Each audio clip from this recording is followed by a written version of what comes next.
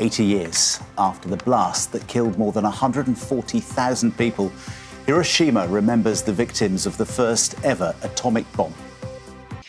A ceremony has been held in Hiroshima to mark 80 years since the first ever atomic bomb was dropped on the Japanese city.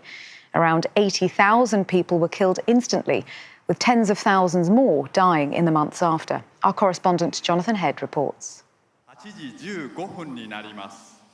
Every year, Hiroshima marks this anniversary here, at the memorial park they built right at the point where the atom bomb detonated 80 years ago, reducing almost all of the city to rubble in an instant. Here, a flame of peace is being kept alight until the day all nuclear weapons have been decommissioned. On the riverbank opposite the Gumbaku Dome, one of the few buildings left standing after the blast, people sang their own hopes for peace and laid flowers in the water for the tens of thousands killed that day and long after by the effects of radiation. At the moment the bomb exploded, 8:15 in the morning, they rang the bell, erected 61 years ago by victims of the bomb.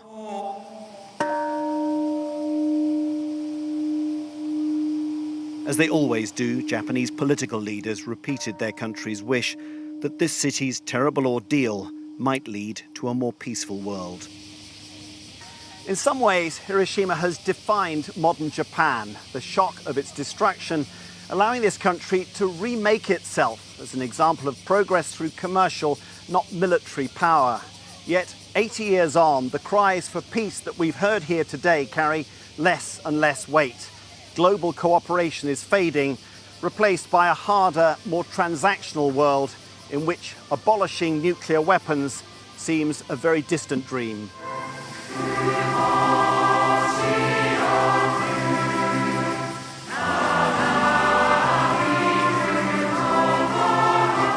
They finished with the Hiroshima Song of Peace, composed just 2 years after that dreadful day, sung today by children who have known nothing of war, but who will grow up in a less certain, less secure world than their parents did.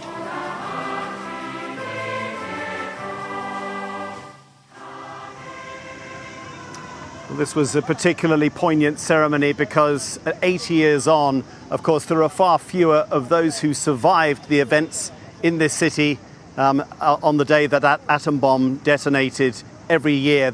At the beginning of the ceremony, they read out the names of those who had died in the last year, survivors. They're a very particular and honoured group here. 4,940 of them have died. Those who remain are very elderly. They made a big effort to come. They want to put this message forward that what they went through should never be experienced again. But of course, the debate over nuclear weapons has not been settled, whether it was right for the United States to drop the bomb, whether it could have avoided it, whether Japan has used this sense of victimization to avoid confronting its own atrocities in the war. And of course, there are many who say the existence of nuclear weapons during the Cold War actually possibly avoided a much more serious conflict between the two superpowers. Japan itself, this pacifist stance it's so proud of, has only been able to continue with that because it's protected by the US nuclear umbrella. All those debates are still very live, and it makes the simple cries for peace and for disarmament that come out of Hiroshima every year, they kind of get clouded in this still very heated debate. Jonathan, thank you. Our correspondent Jonathan Head there, but of course the key aim of today being to remember all those innocent lives lost back then. And we're going to be joined later by the author Ian McGregor, who's got a new book that aims to do just that as well. So that's in just over an hour's time.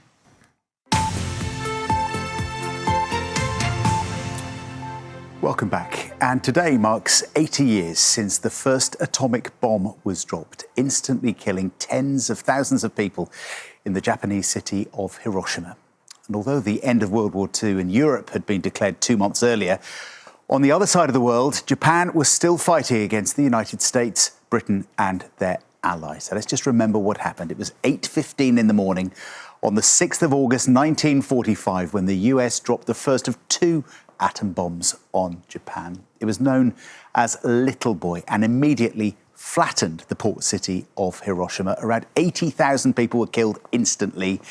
And tens of thousands more would die in the coming months from radiation sickness, burns and dehydration, with the total death toll rising to more than 140,000. Last night, a ceremony was held at the Peace Memorial Park near the epicentre of the blast to remember those who lost their lives. In 10 years and 20 years, there'll be no one left to pass on this sad and painful experience. That's why I want to share as much as I can. It's been 80 years since the war ended. I lost my husband and relatives from both sides due to the atomic bombing. Since it's the 80th year, I decided to come. Well, we're joined now by Ian McGregor, who's the author of The Hiroshima Men. Good morning, Ian. Thanks for being with us. We were just saying a few moments ago that this is probably the last big anniversary commemoration of this, isn't it? Yes, I mean, it's almost like when we were talking about the Great War and you look at the survivors there and how they've passed away into history. Most of the eyewitnesses that I interviewed in Japan a couple of years ago were in their 90s. So, yeah, you can't imagine that they would be around for the next decade. I can't imagine that, and still be able to tell their stories as vividly as they said to me. And this is an aspect of the Second World War that is surprisingly not covered as often as others, given its impact, don't you think? Yeah, but we are European focused. We're a European country, so you could argue our greatest times were the Battle of Britain, Dunkirk, D-Day, etc.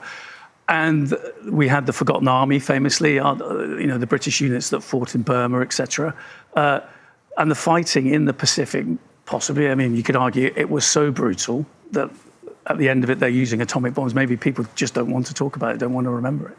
What is it about what happened on this day 80 years ago that has captivated you, that has made you so determined to tell this story in such detail? The fact that you've got one weapon, and they picked a city that hadn't really been touched by the bombing, because by then the Americans had bombed 66 Japanese cities almost to ashes.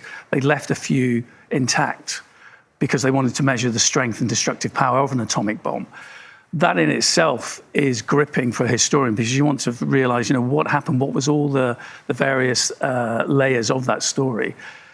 And then it's always the eyewitness testimony, for me anyway. It's meeting people that can survive that kind of cataclysmic destruction and still be lucid and calm enough to sit there in front of me for 2-3 hours and recount what happened to them as children. They were children. Were there any particularly poignant or memorable aspects of their testimony that stand out for you? Yeah, the prologue to the book, and the reason why I put it in the prologue is she's the Assistant Secretary General of the Atomic Survivors Group, Nihon Nidanko, Michiko Kodama, and she was 88 when I interviewed her, so she's 90 now. But her story, the family were lucky. Their house had been torn down because they were creating fire breaks in the heart of the city. They'd moved about a mile outside of the ground, what would have been ground zero. She's being dropped off by her father for her first day in her new school, sits down at her new desk, and that's when little boy explodes. So I tell her story in the prologue. And right at the end of the interview, when I thought, well, we've finished the story, she said, would you like to know what happened to me afterwards, my life afterwards?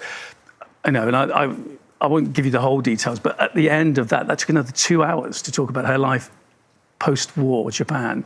And basically all her family had died of cancer over those decades. Yeah, it's heartbreaking. And your focus is giving a voice to the Japanese perspective, because there has been criticism, for example, of the film Oppenheimer, that's been completely missed. Yeah, I mean, Oppenheimer's a great film. It's a Hollywood film, and it's focusing on a very strong story about the man himself. And we all know there's a much bigger story. The Manhattan Project was an enormous project, employed 130,000 people. So there's some key, strong characters that are missing in that film. General Groves, who Matt Damon plays, for instance, kind of drifts in and out of the movie. And there wouldn't be a Manhattan Project. There wouldn't be Oppenheimer in charge of the Manhattan Project if it wasn't for him. But yeah, I think what I found watching that movie, I was in Japan afterwards, was thinking, you don't see what the bomb does. You don't see any destruction of the city. You don't see any Japanese in the film either. It's just a missed opportunity. And that was kind of the story of the time, wasn't it? Because it took a long time for the world to realise what we know now about what had happened and the impact of that moment. You've got to remember, it's a brutal conflict in the Pacific. No weapons off the table.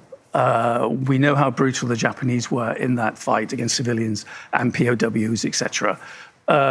Yes, and I think that everyone's just glad the troops have come home because they were expecting they'd have to invade Japan and there would be millions of casualties. All of a sudden, this wonder weapons forced them to surrender.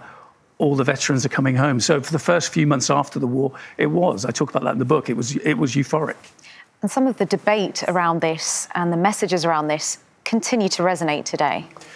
Well, yeah, I mean, it's important that you've got the commemoration today and those images are going to go worldwide because you can argue that we're in a very dangerous place at the moment. Putin and Trump are facing off against each other.